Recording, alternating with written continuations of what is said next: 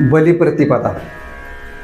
आज केलेला संकल्प हा पूर्णत्वास जाणार आहे. जो काही तुमच्यामध्ये मनामध्ये जो विचार आहे किंवा एखादा संकल्पना आहे ती आजच्या दिवशी वारंवार सतत तुम्ही जर त्याचा आठवण केली, सतत तुम्ही जर त्याला आवृत्ती दिली, तर तो संकल्प तुमचा पूर्ण होण्याचा दिवस आजचा आहे.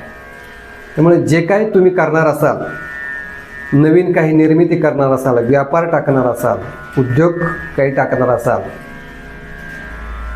किंवा एखादी नवीन योजना आखणार असाल, नवीन वाहन घेणार असाल, एखादं यंत्र घेणार असाल, एखादं तंत्र करणार असाल, तर आजचा दिवस फार शुभ आहे.